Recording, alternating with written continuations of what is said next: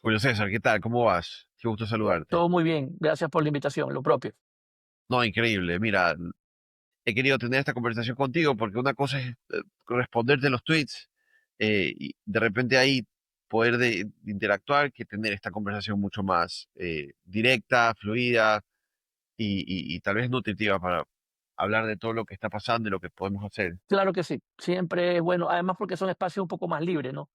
En las redes tienes limitación de caracteres y no siempre puedes exponer las ideas y a veces eso genera confusión, entonces siempre es bueno tener la posibilidad de exponerlos un poco más ampliamente. Yo diría que en algunos formatos tenemos muchas limitaciones, ¿no? Si te invitan a un medio, pues normalmente te invitarán para hablar siempre del enfoque político. O si estás en el tema de Twitter o X, tendrás el tema de la limitación de los caracteres. Y no siempre puedes hablar del todo como uno quisiera, así abiertamente, de todo lo que uno quisiera. Me pasa, Claro. me suele pasar. No, y además hay ideas que requieren de un desarrollo más amplio en tiempo y en caracteres que incluso el que te da la televisión, que no siempre te da el tiempo suficiente o si no es en vivo te editan y eso limita mucho y a veces las ideas quedan a medias o quedan malentendidas y lo que generan es eso, una mala interpretación, cuando a veces pueden ser buenas ideas. Pero Sí, no, te obvio. felicito más que nada por estos espacios porque la verdad es que vale abrirlos para que sean sujetos de discusión y de incluso en un momento dado de mejoramiento y de ampliación, porque nadie es dueño de la verdad. Ojo, yo creo que eso es de eso se trata, ¿sabes? Tratar de ir, digamos, dando nuestras opiniones de las cosas que vamos viendo, no solo en la academia, como yo lo hago y tú también, como profesores, en lo que podemos, no solo en las audiencias como litigantes, en lo que podemos, sino también en estos espacios donde tú y yo podemos conversar, sabes que he visto esto, deberíamos de repente cambiar esto por acá, sugerir esto que otro. Entonces yo creo que estos espacios son súper importantes para construir ideas, para construir comunidad. A veces nos quejamos, ¿no? De que tenemos un mal sistema de justicia. Bueno, yo me quejo siempre de eso, pero realmente es poco lo que realmente hacemos para cambiarlo. Tú me decías ayer, hay que armar algo para hacer un cambio, y efectivamente hay esa sensación constante, pero la llevamos a cabo poco, justamente porque de repente se distrae uno en el día a día de trabajo y tal, ¿no? Pero sí, esa es la idea, esa es la idea. Y bueno, qué bacán poder estar conversando contigo, ¿no? Un litigante a quien yo realmente respeto, a quien veo Gracias, lo pues mismo. en la cancha constantemente y bueno, vamos viendo pues cuáles son esas cosas que desde lo que nosotros hacemos, ¿no? Desde la cancha litigiosa, de las investigaciones en fiscalía, que podríamos encontrar muchísimos desastres, ¿no? Pero a propósito de lo que está pasando, que se vienen seguramente cambios normativos, ya hubo un primer intento de envío de una reforma de ley, una ley pues para enfrentar la economía criminal, la habrás visto, yo tengo mis críticas ahí. ¿Cómo estamos? Dando un poco tu diagnóstico y partamos de ahí. Mira, yo pienso que desde el gobierno, que básicamente es el que está tratando de hacer algo, hay una buena intención. El problema es que tal vez no saben por dónde empezar y no saben cómo empezar.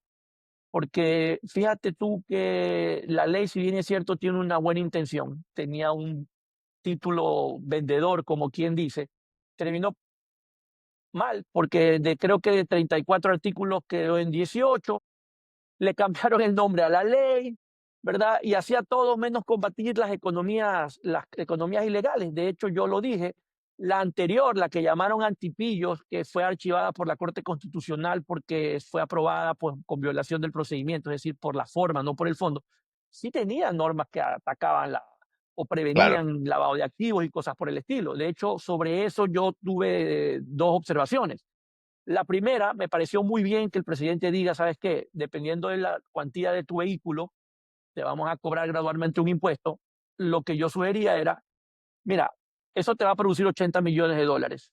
No dices cómo lo vas a repartir. Mi opinión era que tenía que distribuirse porcentualmente, por ejemplo, para la fiscalía, un porcentaje que le permita tener tecnología de punta con inteligencia artificial, porque hoy por hoy la inteligencia artificial es cosa de todos los días, si no, no puede funcionar, sobre todo si quieres atacar de la criminalidad organizada.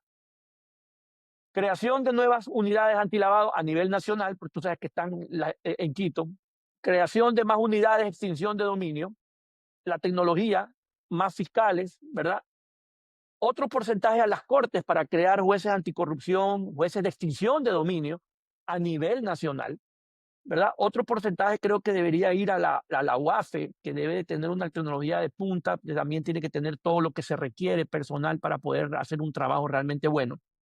Y otro porcentaje, estos básicamente los cuatro, pudieran haber otros que requieran, pero a la DINARDAP, que no es posible que un fiscal de extinción de dominio o de lavado de activos tenga que enviar en el mejor de los casos por correo, si es que tiene el correo, a cada uno de los registradores de la propiedad a Es una preguntarles barbaridad. si A ver, alguien eso es una tiene o locura. tiene. Entonces, para cuando te llega la respuesta, si es que te llega, ya esa propiedad tiene 5 traslaciones de dominio. O sea, imagínate, es imposible.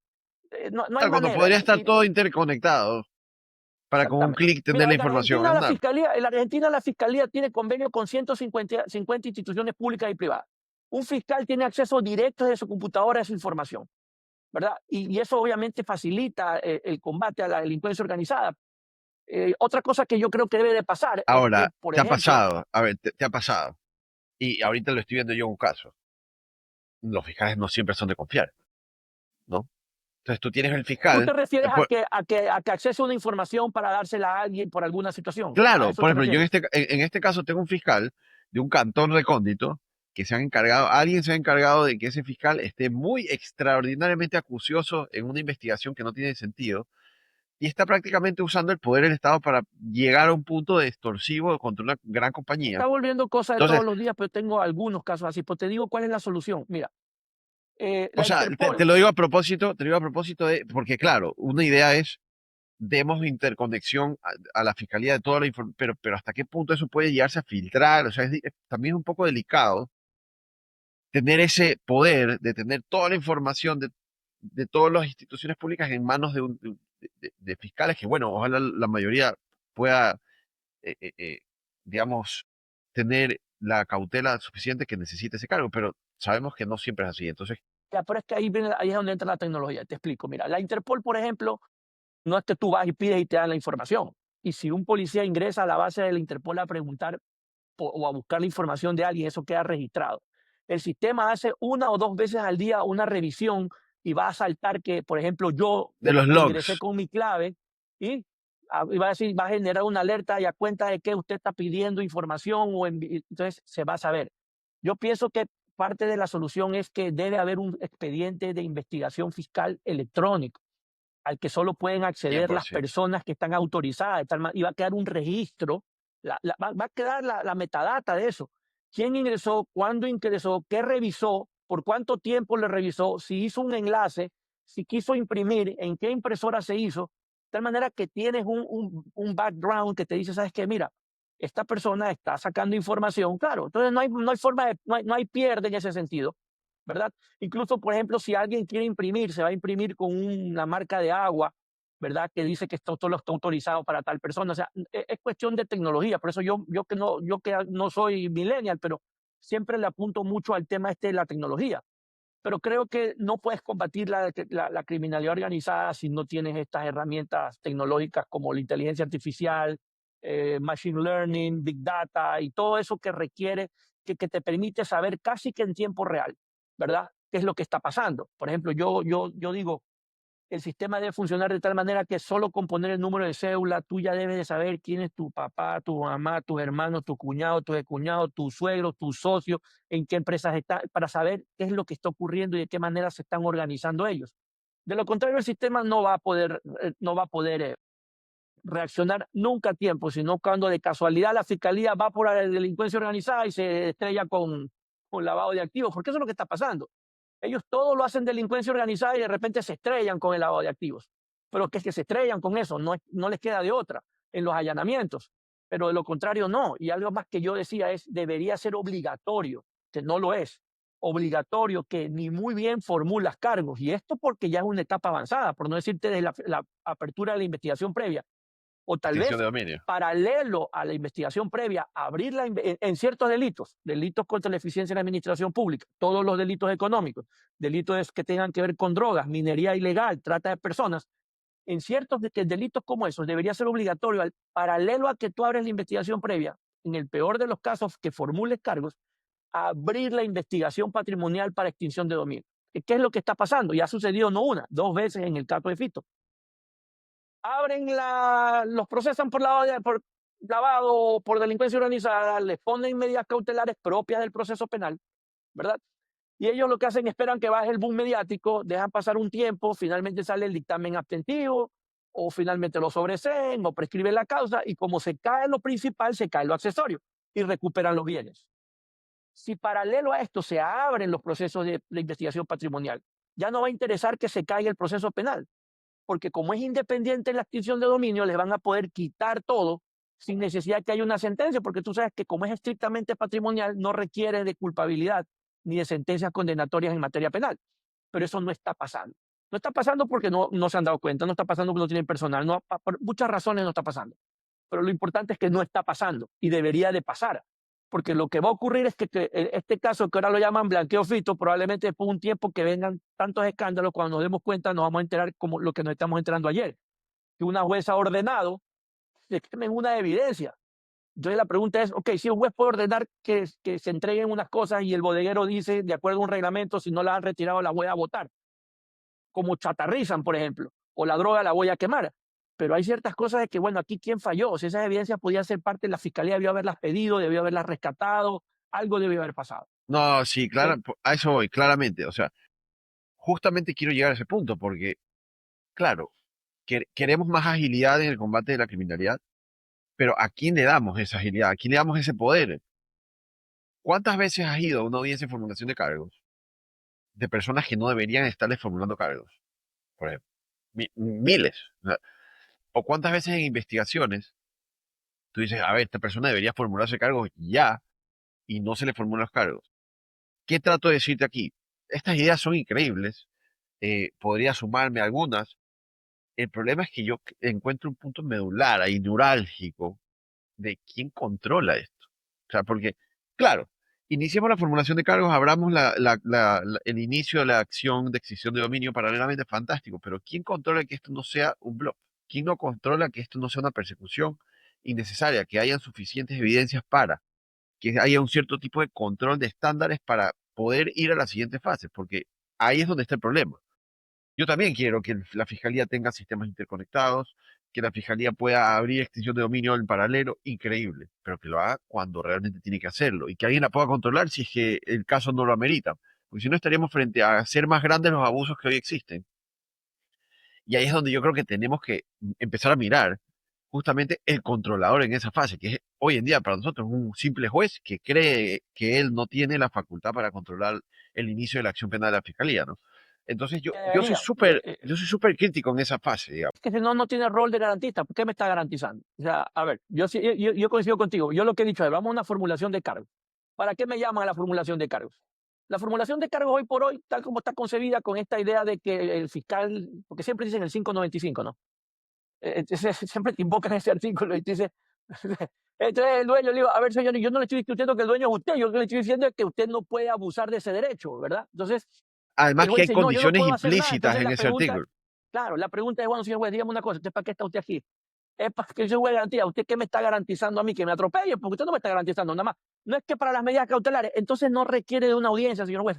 Si ese va a ser el fin, hagamos la reforma en el sentido de si el fiscal cree que hay que formular cargos, le notifica al juez que está formulando cargos y el juez me notifica a mí a la casilla, ya no pasamos por el juez. Y solo vamos donde el juez si es que van a pedir medidas cautelares. Y nos ahorraríamos cualquier cantidad de tiempo, pero es que esa no es la finalidad. ¿Ya? La finalidad es que el juez pueda en un momento dado decirle, a ver, señor fiscal, Aquí no los tiene lo elementos que usted me suficiente. está trayendo no son elementos suficientes para formular cargos, lo siento mucho, continúe investigando. Y ese, fiscal, y ese juez también es sujeto a revisión, porque también el juez se puede corromper y habiendo los elementos, decir que no los hay. Entonces el fiscal debería tener la posibilidad de apelar esa negativa de la formulación, de admitir la formulación de cargos, y ahí sí el juez que lo hace ilegalmente debe ser sancionado, ¿verdad? Por ejemplo, mira, en Colombia hay esa parte interesantísima, que nuestra ley sí está, pero nadie la entiende. Yo estoy tratando de introducirla, pero es bastante complicado. Los hechos jurídicamente relevantes. En Colombia te declaran una nulidad así. Y si es muy aberrante, destituido el fiscal que no formula bien los hechos jurídicamente relevantes al momento de imputarle a alguien algo. Aquí se paran a leer la denuncia y ya están formulados los cargos. claro, y te leen total. un pocotón de majaderías y en la vida te enteraste si están los hechos jurídicamente relevantes. Y eso sí está en la ley. Lo que ocurre es que no dice jurídico, dice los hechos relevantes. Pero yo siempre le explico a los fiscales. Se sobreentiende pues que son jurídicamente relevantes, porque si no tuvieran Claro. relevancia jurídica, ¿qué No diablos estaría hacen en la ustedes ley, claro. parados frente a un juez? Ya, además, es tan importante porque resulta que si no determinas los hechos jurídicamente relevantes desde el punto de vista del delito, puedes que lo estés haciendo desde el punto de vista de una contravención, lo cual también te quita competencia. Entonces, ¿cómo sabes tú que estás parado haciendo lo que te tienes competencia para hacer? Solo después de haber estudiado bien los hechos jurídicamente relevantes que te determinan que aquí hay un delito. Y es más, les digo muchas veces, tú no puedes pararte en una audiencia de formulación de cargos a decir por el presunto delito, porque si estás hablando de que es presunto, tú estás dando por sentado que no tienes claro qué es delito, puede ser hasta contravención. Y si no tienes claro qué es delito, ¿qué haces parado frente a un juez? Tú no presumes el delito, tú lo que presumes es la participación en el momento en que formulas los cargos. Pero el delito ya estás convencido que hay un delito, porque lo contrario, ¿qué haces formulando cargos? Porque tú formulas cargos por un delito. Si lo estás recién presumiendo es que no has investigado bien. ¿Ok? Pero es muy complicado porque con esto del 595 y el juez, sí, él es el dueño, yo no le digo que no. El 595 lo único que significa es que si yo soy el presidente de la comisión de fiscalización, no le puedo llevar al juez 10 cajas de lo que yo he investigado en la comisión y decirle, formúlele cargo al señor o inicie un Claro, proceso penal, porque yo no tengo esa potestad. El 595 es lo que te da esa potestad. No claro, dice que puedes hacer lo que te da la gana con esa potestad, que es una es lo cosa que completamente distinta. es lo que la teoría del derecho cataloga como una norma que confiere poder. Punto. Es una norma que le confiere el poder a un funcionario y que esa misma norma también regula cómo debe ostentar ese poder. Y ahí es donde yo también le digo a los jueces, les digo, a ver, mire, él está aquí porque esa norma le dio un poder y ese poder debe ser ejercido de una manera y esa manera nos dice que debe cumplir ciertos requisitos, debe tener una mínima verosimilitud de hechos y de evidencias que pueda sostener como caso posible. Y si no se cumple ese requisito, o sea, ese poder conferido está condicionado a que se configure ese requisito. Si ese requisito no se configura, ese poder no puede ser activado. Entonces, por más que él se presente como el titular, esa titularía está sujeta a control procesal. Y ese control procesal es suyo, señor juez, se los digo. Pero claro, nuestra práctica es la de, no, yo no puedo hacer eso, yo solo controlo medidas cautelares y tal. Ahora, te confieso, yo soy un fiel creyente que el proceso, el diseño original del proceso fue concebido para que esa primera fase investigativa sea secreta, que no sepamos, nadie la pueda saber. Es que, De y eso hecho, está en la ley. Nadie entiende que está en la ley. debería ser, o sea, y así fue diseñado el proceso originariamente en la tradición, digamos, acusatoria adversarial, que es una fase investigativa, digamos, reservada al ente investigador, que luego le presente al juez, que en este caso sería nuestro juez de garantías, básicamente a solas, a decirle, mira, esto es lo que tengo, voy a formular cargos contra él, voy a ver si lo voy a arrestar o no sé qué. Ese juez debería ser muy estricto al considerar si le da paso o no. Esto es lo que sería en paralelo en un sistema anglosajón, un gran jurado, se lo presenta a 24 personas en realidad. Por eso es que yo soy un súper crítico de ese momento de control, porque eso es lo que nos va a dar el balance. Si le damos el secretismo al Estado, lo que nos va a dar un balance es un súper buen control. Entonces, ese buen control nos da una suerte de equilibrio para que entonces ese control súper robusto diga, ok, va o no, no va el pedido de formulación de cargos, el indictment, lo que lo queramos llamar, pero entonces solo allí ir detrás del individuo, tomarlo y entonces que empiece la fase formal donde él oficialmente se va a poder defender. Solo así va a funcionar, si lo entendemos así. Luego vinieron las cortes colombianas, ecuatorianas y dijeron, no, hay derecho a la defensa desde la investigación. La otra es que di capacitación capacitación en proceso penal a la embajada norteamericana. Y yo les decía esto, les decía, en Ecuador hay sentencias de la Corte Constitucional que nos permiten defendernos desde la investigación previa, ¿sí? Muchos agentes de la embajada americana me miraron y me dijeron, ah, ok, ahora entiendo todo. O sea, ahora se entiende Eso es lo que por pedía qué. Fitzpatrick cuando hizo una crítica al embajador anterior al que se acaba de ir. Claro, Él sí, criticaba sí, eso. sí, Decía, sí. pero ojo, pero esa interpretación es absurda porque el COIP dice otra cosa. El COIP sí Exacto. dice, el COIP sí Mira, es dice, tan absurda, clarito, es tan absurda que tuvieron que darle una nueva interpretación a a la reserva judicial de la investigación para técnicas especiales de investigación, que es otra cosa. Entonces la fiscalía, y esto háblalo con un fiscal, te dice, mira, lo que pasa es que como la investigación es reservada, pero en verdad no está reservada, porque las partes, digamos, investigadas pueden acceder a ella. Cuando yo quiero realmente usar una reserva, tengo que pedírsela al juez. Entonces, han usado esa reserva especial que fue pensada para el agente encubierto, para hacerte seguimiento. Esa reserva la han desnaturalizado y la han usado para pedirle al juez cuando realmente quieren que se reserve la investigación, cosa que es un sinsentido, por como lo quieras No, y ver. además lo usan como ellos lo usan a discreción, porque para todo el mundo es de la investigación previa. Porque cuando tú vas a las casas a las 4 de la mañana, dicen delincuencia organizada y cómo, pero si ustedes tienen investigando eso ¿De hace 2 años, dónde? ¿cómo? Es que, no, es que aquí Es no que esta sí es aplica. O si no te reservada. dicen, no, lo que pasa es que Claro, no sabía quiénes éramos porque teníamos los alias. Entonces ustedes sí tienen claro. Y mira, si tienes el 580 dice, en fase de investigación previa se reunirán los elementos de convicción de cargo y de descargo que permitan al fiscal decidir si formula o no la imputación. Y de hacerlo, es decir, de formular la imputación, posibilitará al investigado preparar su defensa. Es decir, tú recién te vas a defender de la formulación de cargos. exacto. ¿Ya? Tiene todo el sentido del mundo. Y si eso fuera así, tendría sentido y tendría más funcionamiento el sistema, que es un sistema básicamente es una justicia negociada. Pero claro, aquí no funciona el principio de oportunidad, no funciona nada de esta, ¿te acuerdas que crearon estas unidades de soluciones rápidas? No funcionan, ¿por qué? Porque como el tipo se entera el primer día, cuando llega ya a la fiscalía, ya las evidencias están desaparecidas. Mientras que en Estados Unidos, cuando tú te sientas, ya tienen todo, te ponen ahí, por eso es que tú dices, ¿sabes qué? Mejor negociemos, porque Además que es gratis. ya me tienes prácticamente condenado. Lo que viene después es prácticamente un trámite. Pero Además aquí que es es al gratis, revés. pues. Yo lo que veo también es, como es gratis y todo es muy fácil, entonces tú tienes una persona que le quedó debiendo plata a otra, lo denuncia por estafa. Entonces, claro, esto va a soluciones rápidas, o va a patrimonio ciudadano, es un caso más que el fiscal tiene que hacerse cargo, en vez de irse a la vía civil, a la vía que tiene que ir, cargas el sistema de justicia penal, recargas la fiscalía. Entonces, además de todos los problemas que ya tenemos, casos que no deberían ser penales están llegando al sede penal, porque digamos, los costos de acceso a la investigación penal son cero. Entonces seguimos recargando el sistema. Y yo justamente siempre trato de hablar de ese tema a propósito de lo que hablabas, ¿no?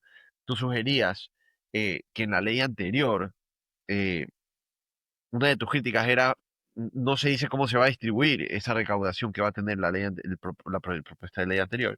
Y tú sugerías que se la distribuya de cierta manera a las distintas entidades, que es lo mismo que yo sugiero de otra forma. Yo siempre sugiero que debería establecerse una suerte de autonomía a la fiscalía, pero una autonomía que permita a la fiscalía cobrar tasas, cobrar $2, $5 por denuncia, cosas así, que permita a la fiscalía tener su propia generación de recursos. Y la otra vez hice un análisis en alguna entrevista, eh, y estamos hablando de que en un semestre, es que se aplica una tasa de $5 por denuncia presentada, estamos hablando que en un semestre la Fiscalía va a igualar el presupuesto que el Estado le asigna a la Fiscalía en el año. Entonces, imagínate, podríamos estar hablando de algo Claro, ahora, interesante. lo que ocurre es que yo creería que la creación, para los fines que tú propones, la creación de la tasa debe ser de un valor que desincentive el abuso del derecho. Y eso pues Totalmente. podría hacer que la justicia penal, $5 no desincentivan a nadie, más que al pobre, que realmente sí es víctima en la mayor parte de los casos.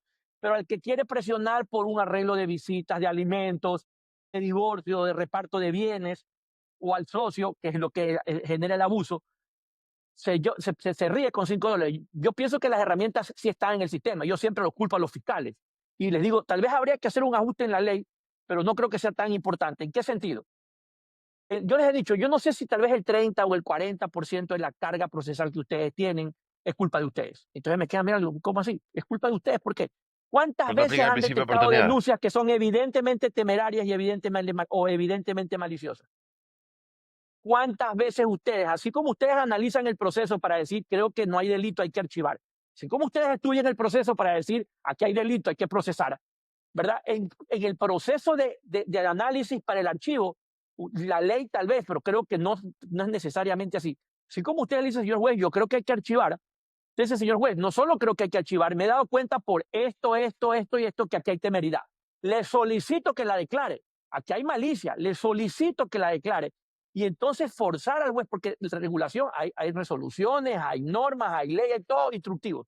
El juez, si el sistema funcionara así y los jueces hicieran su trabajo, y no copiaran esas resoluciones de Cajón que dice no hay temeridad y no hay malicia, y la gente empezara a asumir ya las consecuencias de presentar denuncias por presentar, otro sería el cantar. Porque ya la gente dice, no, pues donde yo presento esto, a la hora del archivo sí me lo van a decir y a la hora del archivo del juez sí me van a sancionar. Y eso reduciría, creo que sustancialmente, la carga de. Ahora, persona que no logre demostrar más allá de la temeridad o la malicia debería tener una consecuencia pecuniaria que también lo ponga a pensar, me va a tocar responder por esto en algún momento. Y eso creo que frenaría mucho el abuso que hay respecto de las denuncias, porque si no, es verdad, el sistema no se da abasto. O sea, solamente, me decían la otra vez, solamente en violencia intrafamiliar. Hay como 900 denuncias, si no son más, en Guayaquil al mes, si no es más. Entonces, tenemos que dosificar por cajas que lleguen a la fiscalía para irla sorteando. De todas esas, la mayoría no tienen nada que ver con violencia y no hay realmente una violencia. ¿Cuándo asumen? No, porque es un tema de violencia entre género, pero hay abuso. Y ese abuso está impidiendo que el sistema canalice los recursos hacia las verdaderas víctimas, de los cuales se enteran ya cuando terminan en femicidio. Entonces, ese abuso tiene que ser frenado con medidas que creo que tienen que ser ir más allá de solo o tal vez pagar una multa probablemente, sino ya asumirlas procesalmente para frenar a estas personas, porque, ojo, hay abogados que también se dedican a esto. Están Claro, buscando obvio. a la persona y que si a poco matan afuera, 2 por 1, se denuncia al marido y al amante también, 2 por 1. ¿De qué estamos hablando? Ya, porque claro, lo que tú dices, no nos cuesta nada. Tiene que empezarle a costar a la gente, pero no solo en el duro en el bolsillo, sino tiene que tener una consecuencia jurídica seria, Yo creo porque que lo tiene que haber contrario como no sirve. un conjunto de desincentivos, o sea, no solo el tema de cobrar tasas, porque yo no estoy pensando en desincentivar necesariamente, sino también aprovechar que hay una sobrecarga de demanda de investigación penal eh, para nutrirse recursos, digamos, importante, sino que además también hay estos otros mecanismos, ¿no?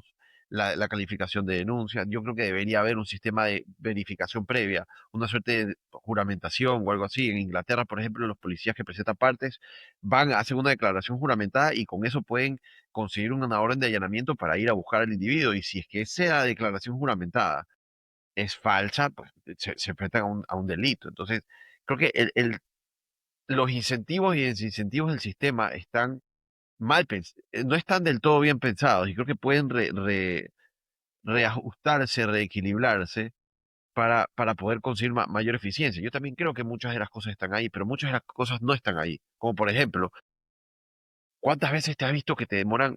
Yo una vez tuve 8 horas en versión, hermano. 8 horas que te estaban tipeando la versión. Cuando yo ahorita tienes inteligencia artificial que te puede hacer eso automáticamente, me explico.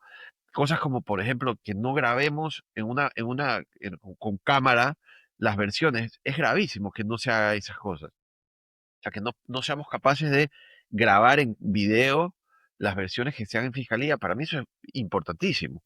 Eh, Pero Cantidad el de tema veces es que la tú ves que, tecnología y el presupuesto, porque los equipos cuestan y por eso es eso una hablo de una tecnología que te tasa. dura un año, 2 años y ya después eso está obsoleto y no, si no tienen el dinero, sí, la tasa puede servir, pero el problema que va a tener es la corte, va a decir que la justicia no puede tener, que va a limitar.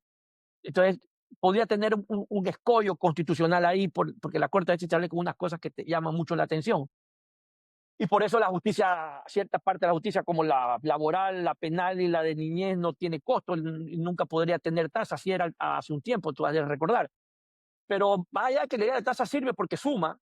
Pienso que esos 80 millones que están votados ahí es bastante. Yo no sé cuál es el presupuesto de la fiscalía, pero si le tocaran de esos 80 millones 20, más lo que ya tiene, yo creo que no le va a ir mal, porque con 20 millones creo que se hace bastante, ¿no? Sí, un montón. Pero sin tecnología no va a poder hacer. Por ejemplo, el expediente electrónico. Yo lo que he dicho, por ejemplo, estamos preocupados de la seguridad de los jueces y de los fiscales, pero tienen un problema. Tienen que ir con un horario fijo, tienen que ir a un lugar fijo y con horario fijo y días fijos los fiscales. ¿Cómo no lo van a matar? Sí, Entonces, pues facilito. que Entonces, lo que tiene que hacer el es un expediente tema de electrónico que ya está seguridad. ordenado por ley. Mira, yo lo que quiero es lo siguiente. Mira, primer paso, tienes que tener un expediente electrónico, que es como un libro de Kindle, ¿verdad? Donde tú ya de una persona que digitalmente recibe tu escrito firmado, lo valida y lo agrega como una página electrónica y el expediente se va formando. Los jueces y los fiscales, ya hay la resolución, porque así fue con los jueces anticorrupción, que dice que tienen competencia nacional. Yo pienso que todos los jueces penales tienen que tener competencia nacional. Entonces, mi idea cuál es? Creas el expediente electrónico, de tal manera que no importa dónde tú estés, lo puedes revisar.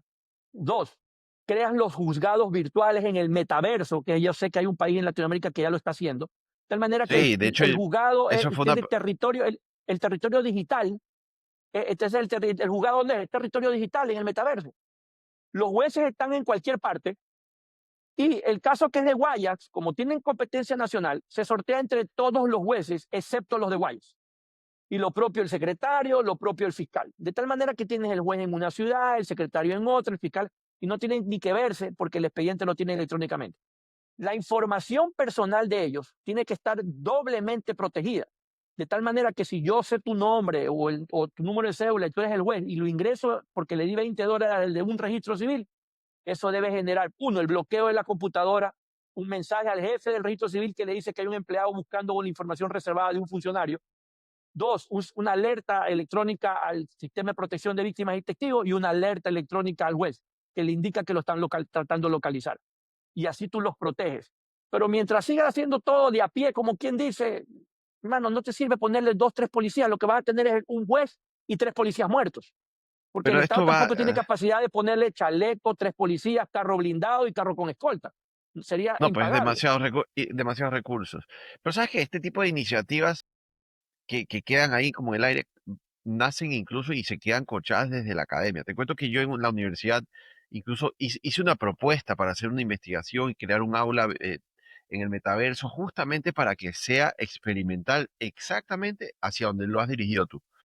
Ok, un aula virtual que permita indagar en la idea de la jurisdicción a nivel nacional, superar un poco la idea de la jurisdicción a nivel, a las reglas de jurisdicción y competencia que tenemos en nuestra ley, para de repente evolucionarlas a distintos criterios de virtualidad, etcétera. Pero esto tiene que tener un bagaje académico y teórico, un marco teórico adecuado. Entonces, mi intención era justamente dotarlo de eso. También implementar un poco de blockchain para permitir justamente hacer el match entre el usuario funcionario que tiene competencia para juzgar, que tiene competencia para ser secretario, etcétera, con un número que no sea identificable por cualquier sujeto, de tal forma que podamos precautelar su seguridad. Entonces, la aplicación de blockchain también era importante, el metaverso era importante, pero la misma universidad lo dejó ahí.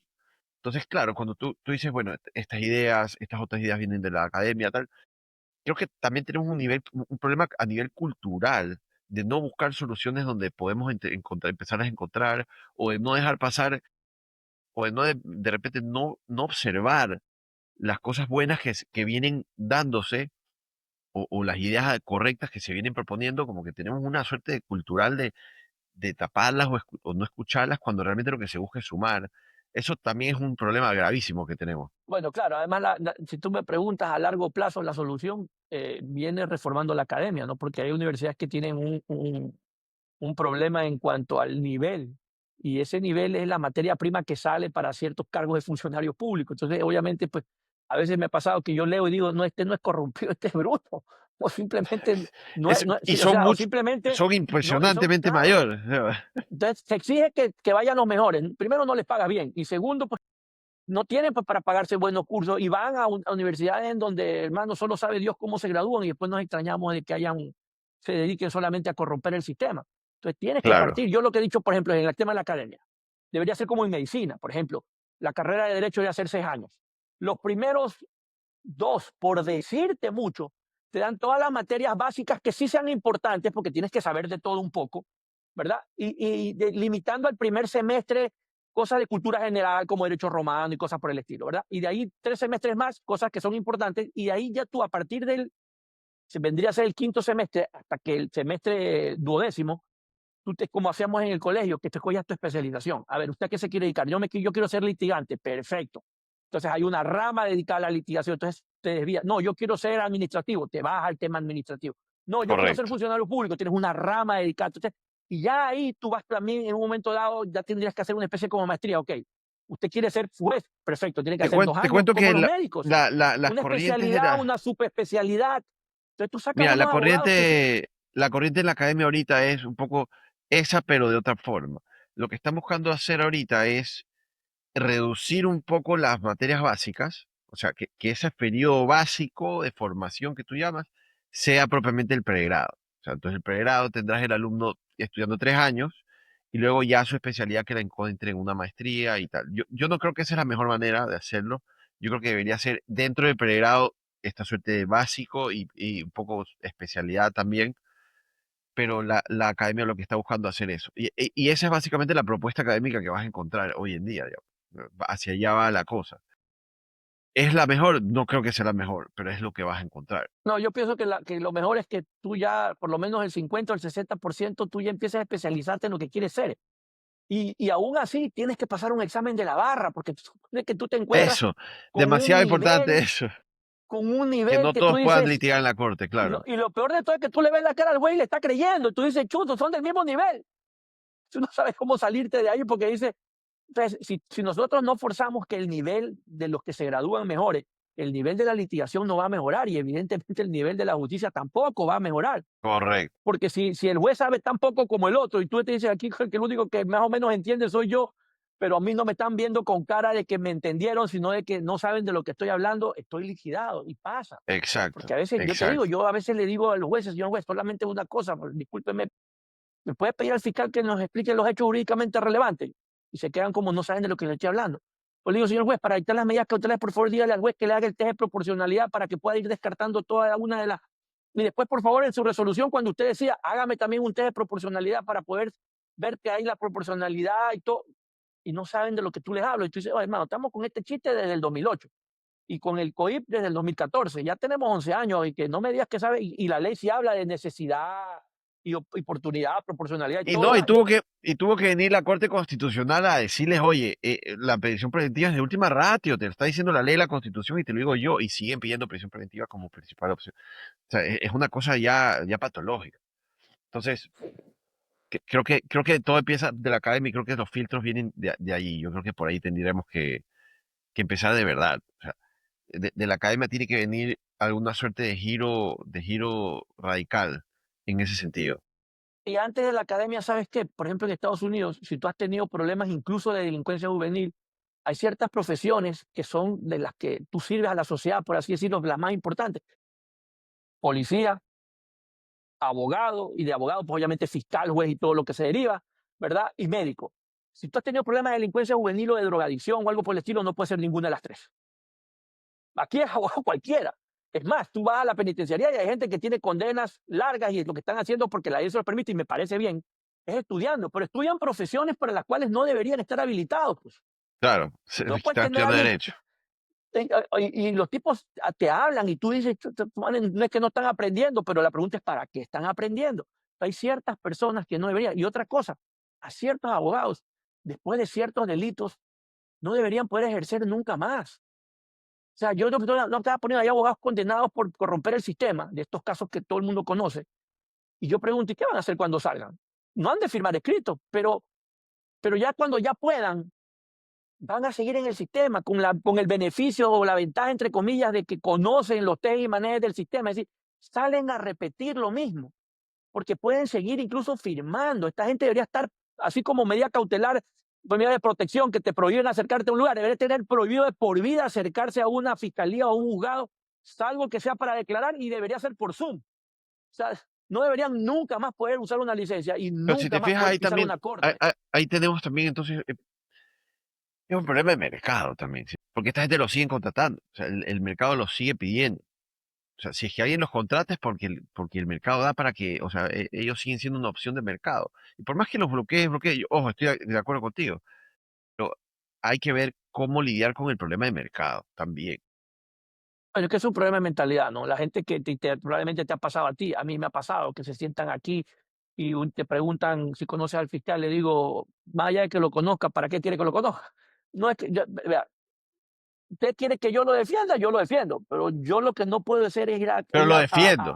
Claro. sí, pues lo defiendo. Yo lo que no puedo ir a comprar a nadie, porque este no es un mercado, ni yo compro ni vendo cosas, ni soy intermediario de nada.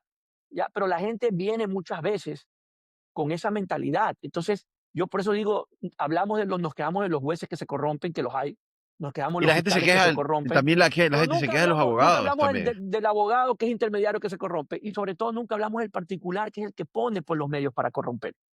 y que buscan Ya, ese y de eso abogado, sí nos claro. habló Soborno, por ejemplo. Soborno sí nos dijo, ¿saben qué? Aquí hay unos que, pero de ellos no hablamos nunca, porque obviamente, pues, el abogado no saque su bolsillo, el juez no lo hace porque quiere, ni el fiscal lo hace porque tú eres buena gente y le cae bien. Entonces hay algo de por medio. ¿Quién pone? De ese no hablamos nunca. No, ¿Ya? Y exacto, no ese se es, habla. ese es el que en cierta forma es el que va arrastrando todo con esa mentalidad de no, esto se compra, porque yo lo he dicho muchas veces. El problema, uno de los problemas que tenemos es que la justicia es una mercancía tan valiosa Lamentablemente. como lo fueron las aduanas en los años 80. ¿Por qué? Porque en la justicia tú puedes quitarle a alguien dos de los derechos, de los tres derechos más importantes. No le quitas la vida, gracias a Dios, porque no hay pena de muerte, pero le puedes quitar los bienes y le puedes quitar la libertad. Ya con eso prácticamente le quitas todo. Entonces la justicia es una mercancía. Entonces la justicia es el patito feo para el presupuesto, pero para todo lo demás no es el patito feo. Es el arma con el que persigues a alguien, es el arma con el que obligas a alguien, y no necesariamente a nivel político, sino también a nivel entre particulares, cuando le presentan la denuncia a alguien para obligarlo a llegar a un acuerdo que normalmente no llegaría, y para eso se está usando lo que hablamos hace un momento, el abuso del derecho que no se sanciona. Entonces, como es gratis, ¿verdad? Hay abogados que campean impunemente por el sistema, hay personas que son un poco más los que permanentemente son denunciólogos y no pasa absolutamente nada. Yo siempre le digo a los fiscales, la culpa es de ustedes, ustedes tienen que decirle al juez lo que está pasando. Ustedes tienen que abrirle las investigaciones para sancionarlos. Es un Pero si tema ustedes no lo hacen, sistémico, no se quejen del trabajo. es un tema sistémico, o sea, hay todo un ecosistema ahí de valores y de estructura establecida en un sistema de corrupción que hay que irlo viendo súper criminológicamente, irlo desarmando de a poco, que no es solo, eh, es un tema muy complejo. Y yo no veo que hay Claro, gente requiere que un esté problema tratando de multifactorial que requiere soluciones multifactorial, pero, ¿sabes? multifactoriales. No veo a nadie haciendo ese análisis, ¿sabes? Que vamos viendo todos los eslabones que incluye este fenómeno, vamos a irlo diagnosticando cada uno, evaluando cómo irlos neutralizando para hacer ¿sabes? Que un abordaje realmente multidisciplinario hacia la fenomenología de la corrupción judicial. No, no, no hay mucho que se esté haciendo ahí y hay mucho por hacer ahí. En todo caso, mira, vamos a dejar la conversación ahí porque creo que ya nos hemos tomado un buen tiempo. Qué gusto ha sido conversar contigo. Vamos Lo a seguir propio, conversando en alguna segunda ocasión, si te parece. seguro que sí. Acordamos una Con nueva todo llamada gusto. y seguimos, digamos, compartiendo ideas, rebotando ideas de qué se puede hacer para mejorar este pequeño sistema de justicia. Más que gustoso de compartir contigo estos espacios y los que sean necesarios. Me avisas y con todo gusto nos volvemos a reunir en persona o por esta vía virtual. Encantado, vacancísimo. Un abrazo, Julio César, que te vaya muy Seguro que bien. sí. Cuídate, que estés bien. Chao. Cuídate. Chao, chao.